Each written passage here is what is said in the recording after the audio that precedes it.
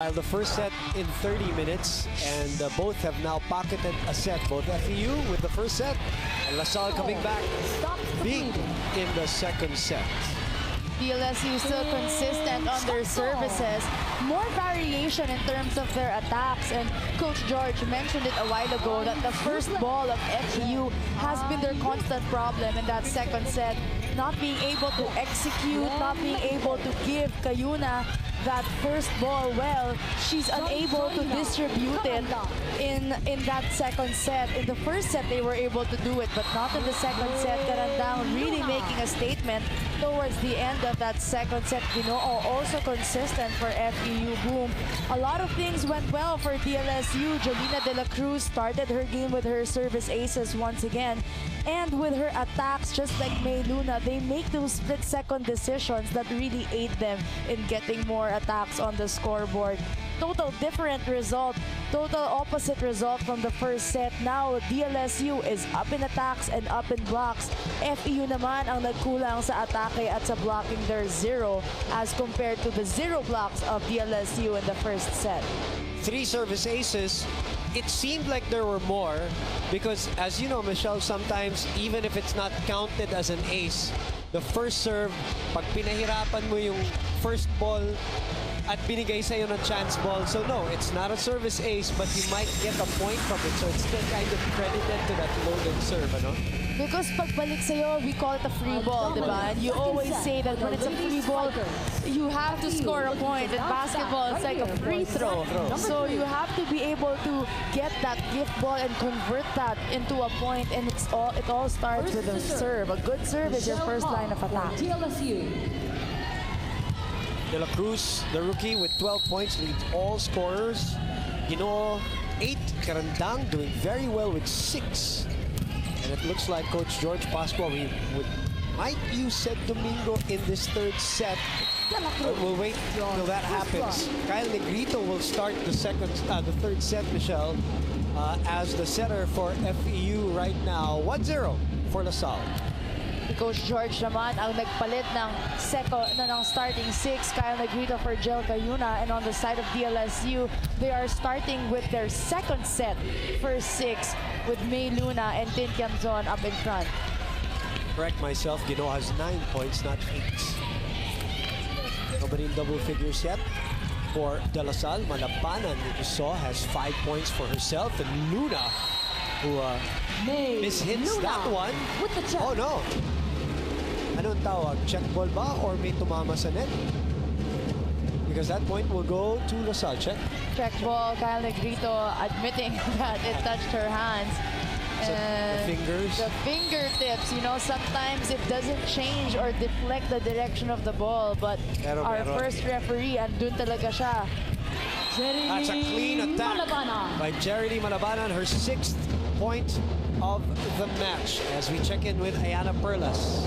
From a slow start to a strong finish, Boom and Michelle, the Lady Spikers came to fight, and that is exactly what they did. Now in the huddle, Coach Ramil turned his attention towards the hitters at sinabi niya, now you have to sustain the awareness towards Michelle Cobb's sets dahil this is what's going to happen for you to execute the plays well. Now, talking about Michelle Cobb, the top playmaker has been shining bright for the green and white with her excellent stats, and Mitch has incredible rapport with her hitters most of the time, leaving the opponents guessing, which was only seen in the latter part of the set. Though the third-year setter was grateful that her performance is being recognized, team success is what's more important for her, and that is getting the 4-peat for the DLSU body. Back to you. Thank you very much, Ayana. The 4-peat, of course, has eluded Luna with the check. De La Salle University, something that, you know, I mean, Coach Ramil has done everything already. Win and lose and win and win and win again. But 4 na sunod, yun ay gusto niya makuha this year. Kay Sydney Crespo naman tayo pumunta from the FEU side. Yes, Boom, you're right about Celine Domingo. Had some challenges outside the court while she finished her thesis. But now that it's done, Celine is 100% to play today. But we still yet to to see her inside the court. Meanwhile, in the huddle before the set, Coach George let the girls talk among themselves at hinayaan sila ni Coach George na i-motivate ang isa't isa. Sabi nga ni FEU rookie Elise Ronquillo, last na to, gawin natin tong lahat para sa seniors. Balik sa inyo, Women Michelle. Thank you very much. The seniors being, Kyle, Jerry Lee, Heather Ginoo, all graduating for FEU. Al Negrito, as I mentioned earlier. Tiamzon, Ronquillo with a pickup. Karandang in the middle. Finds zone 1. Karandang. Kyle Negrito getting Karandang involved. It was kind of a low set. Karandang not being able to elevate, but that quick flick of the wrist by Karandang sending that ball in zone 1. Nobody there. And LeBron celebration going for Serena Karandang. And a service ace, a much needed one for FEU to tie this third set. Like a service ace, 7 points for Malabanan, dropping in the middle for the graduating Jeremy Malabanan.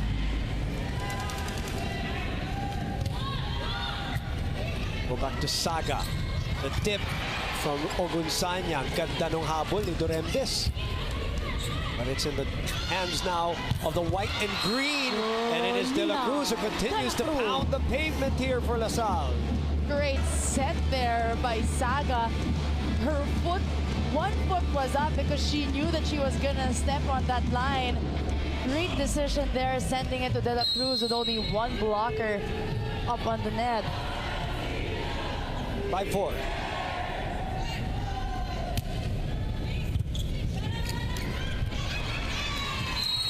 Negrito could not keep it in play, so it's 6-4. Ogunsanya will serve again. Tied at 1-all. Boom Gonzalez, Michelle Gumapaw for you. Direct Abit Ramos at the helm of this live and exclusive ABS-CBN Sports presentation. The final game, the final day of the elimination round for season 81 of the UAAP Women's Volleyball Tournament. And Ginoo. Heather Ginoo. Domingo makes an appearance now as she runs to that front line with Ronquillo and Ginoo. Want to see Domingo right now in the third set. He's doing the same job as Karandang, getting the blocker, trying to get at least one blocker to go with you. Para si Ronquillo, si Heather Ginoo, isang blocker lang ang nasa harapan. She's celebrating that point. I love when Karandang really celebrates the points. Na-entertain talaga kami ni Boom ngayon. And I'm sure the FEU crowd too. Double contact ang itatawag kay Michelle Cobb. So that means FEU takes over the lead 7-6. So Karandang delivering not only the front line with blocking and paghatak ng blocker and some points on the net. Serving very well too for FEU. Double block on Tiamzon. Pinalikan si Tin. Tin will try again. And with extra juice on that one. She's been going consistently on that down the line. No matter who is up in front of her, it can be a setter, it can be Ronquillo, it can also be Heather Ginoo. She challenges that down the line blocker over on the side of FEU and is more than often very consistent in scoring in that area. Domingo, a little far from the net, is it, Michelle? That set? Di pa nila nakukuha yung timing between Negrito and Domingo. A little far and too low for Celine Domingo. Time out muna tayo.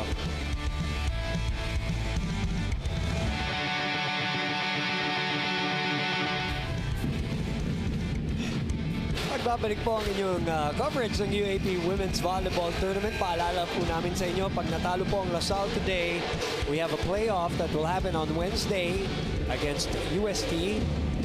That is already basically our matchups in the Final Four, but we don't know still until this game is decided who will be that's number 2 team, which of course is all important kasi twice to beat po ang pinaglalabanan niyan.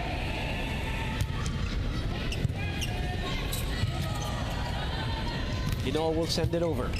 Saga, Cobb, the run and gun from Des Clemente. 9-7. You need those running attacks of the lady spikers whenever Michelle Cobb is up in front.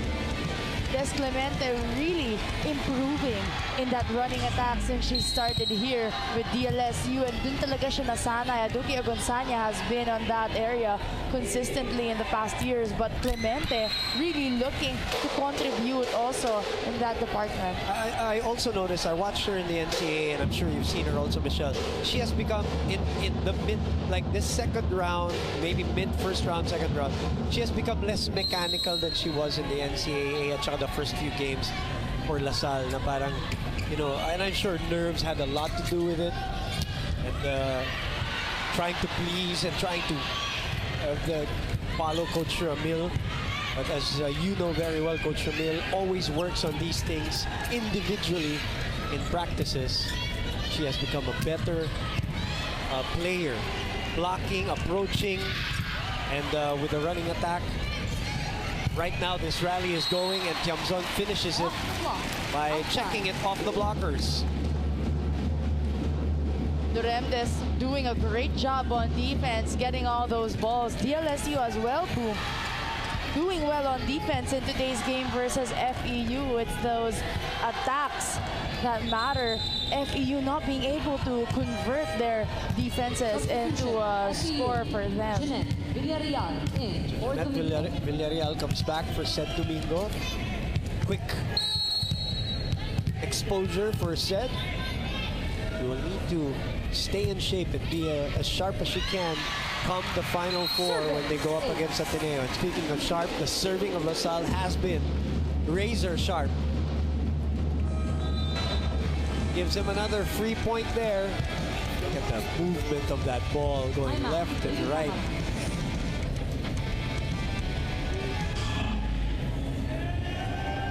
Makakapag-react. Hindi kayo makasunod ng kamay. Basic lang naman yan eh. Diba? So ready tayo sa bola. Yun ang strategy ng kalaban. Dapat yun ang ma-dominate natin. Once hindi natin na-dominate yung services nila, hindi tayo mananalo.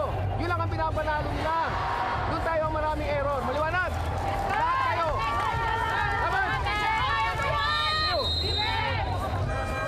It's rare that you see Coach George Pascua with, let's say, peeved timeout. Di Santiago in attendance here. Staunch supporter of LaSalle, whether it's basketball or volleyball.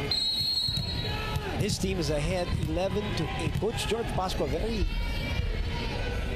close to very mad there in that timeout kasi yung reception talaga ang kanilang issue ngayon from those serves. You clearly hear the frustration in his voice kasi yung reception, lahat dapat, it has to be a team effort. You know, it's coming at you. You have a lot of time to read and react towards the ball, but the service aces of DLSU right now, nakakapantay ang FEU in attacks, nakakapantay sila in blocks, but it's in the service aces that LaSalle is clearly dominating in today's match. And you like it if you're an FEU fan. You like it that you see him. He wants to win so badly. Coach George Pascua wants to win. You see it now how different FEU is playing as compared to their past game versus UST. Ngayon, kita mo na gusto rin talaga nila manalo. Kahit lumalamang ang LaSalle dun sa second set, humahabol pa rin sila. And right now, one set apiece, FEU and DLSU. Over-received, but it worked well para dito sa FEU. Jenica Bautista showing up for the first time, replacing si Duremdes, si Buding as the libero ngayon, but marches out as Villarreal serves down 2, set number 3. In play, free ball, Malabanan launches. And Ogunsanya unable to keep that one in play. The lead is down to 1. Kyle Negrito getting the rhythm of her spikers here in the third set. She did not start in both sets, only coming in intermittently for FEU, but right now she's slowly building her rapport with her spikers. Luna, that is out. No touch. Outside. Referee Velado says no touch. So we're tied up. So what a great timeout by Coach George Pascua. These two coaches are a master also when it comes to timeouts and the timing of the timeouts. Seen that even last year with Coach George when going into the finals, stopping rallies, stopping momentums, and now they're tied 12 all. Malabanan, mababa. That set was too low for Malabanan. She didn't have enough time to be able to adjust and, you know, deviate from the play that was given to her.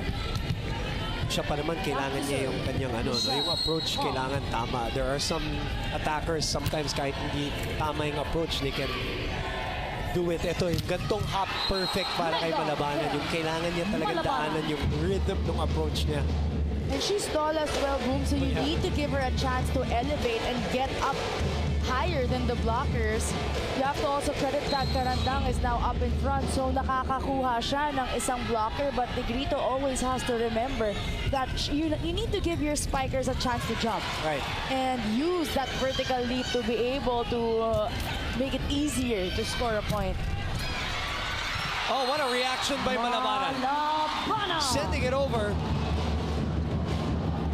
at our Gatorade hydration checkpoint. Quick reaction, getting the point, getting the ball to crawl to the other side of the net. Look at this. Luna not ready for that defense by Malabanan. That's what we're saying, Boom. Yung small points na yan, it's not a block, it's not a strong attack, but it put them 1 point up right now versus DLSU. Tied though by a Luna on the opposite side with that attack. Look at that set by Michelle Cobb. All the way from the other side of the court. It's not as easy as it looks. I mean, on TV it looks spectacular, but executing that takes a lot of practice. Bautista receiving. Carandang activated. Julina will adjust to this set. Negrito, regalo. In Samson. Nabitin pa ng konti. Nabitin ako doon because a while ago, Tiamzon and Aduki wasn't able to convert the gift ball by FEU, and it's, you know, that mistimed hit also. But George Pascua is complaining about something here right in front of us. Right now it's 15-4 and another ace. Nagkumpulan si Ronquillo at si Ginoo. 16-14 rather is the score. We'll be back.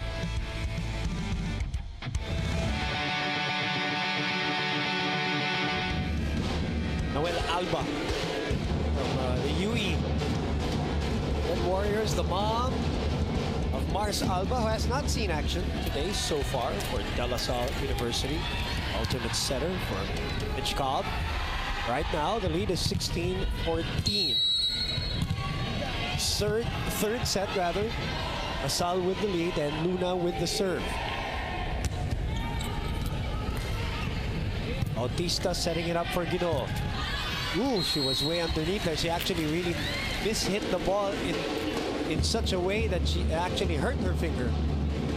Hindi niya alam kung ibabaon ba niya, papatamain ba niya sa blockers, or i-check out ba niya those split-second decisions FEU has to make right now.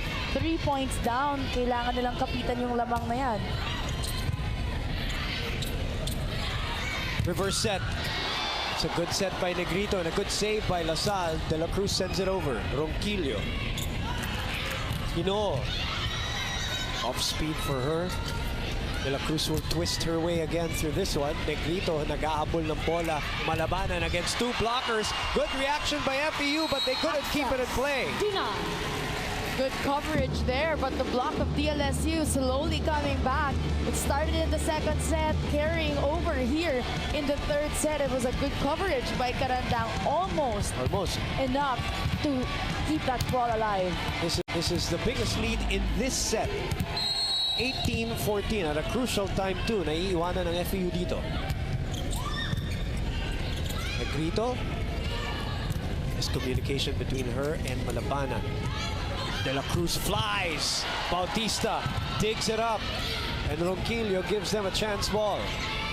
Cobb will go to Ogunsanya with a soft tip. And in the middle of that defense was a gaping hole. Coach George will call another timeout. Timeout. Tayo, ganun sitwasyon, mag-commit na tayo. Nakita na natin ang bola, di ba? Nandun na sa area na yon. So, ang problema lang, pinababayan natin, hindi tayo nag-atin. Magkatapat lang, dalawa, pangalawa, makukuha, pangatlo, makukuha yan. Kung titignan na natin bola without any intention o reaction, babagsak ang bola, mahihirapan tayo. Ang ginagawa ng kalaban, dinadrop niya, hindi sa inyo. Ilalain niyo sa inyo. So, expected nyo na yun, kailangan kuhin natin yung bola. Wala. Pinakos natin yan. Lahat ng bagay na yan. FEU.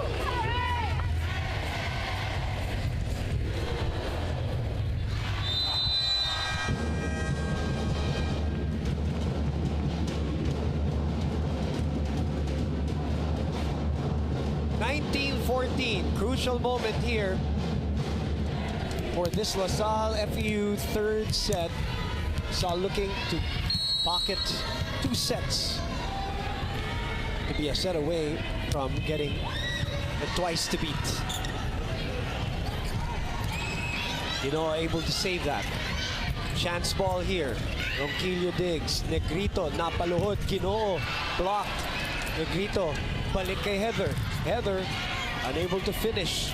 Cobb will go to Ogunsanya, who has 5 points in this match. Negrito bumps it to Ginoo. Cobb was there again. Saga will set to Jolina off the fingertips. And Bautista will go to the other side to Malabanan. Too soft, too easy for Duque Ogunsanya, who's got 6 points in this match. Tipping it right on the block, right in the hands of Duque Ogunsanya, not being able to decide where to go. Malabanan not expecting probably the ball to go to her on the other side of the court. FEU not being able to convert. They have good defenses. They get the ball up in the air, but to score a point is kind of difficult for them in the last stretch of the third set. Combination play here working for LaSalle, and the biggest lead of the third set is at 7. Nalulunod na ng bahagya dito ang FEU sa third set. What's different, Boom, in the defense, in the setting of Kyle Negrita from Gel Cayuna, mas mabilis. So may tendency mag-drop agad yung set. The spikers are not very fast to decide kung anong gagawin nila pag bumaba yung set. So Malabanan and Ginoo having a harder time because they're not able to jump and less time to really decide what to do with the ball. And it's now a 9-0 run.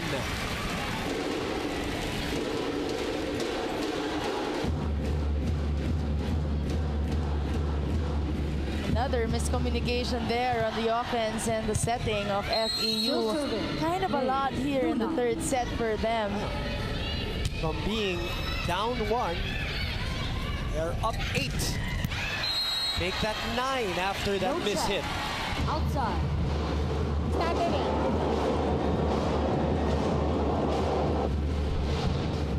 Heather claiming there was a check. There was a touch by a FEU blocker. Fernando Velarde says, nope, I didn't see any. So now, 23-14. 10 Service ace. to make that 11-0 run now to finish off this third set.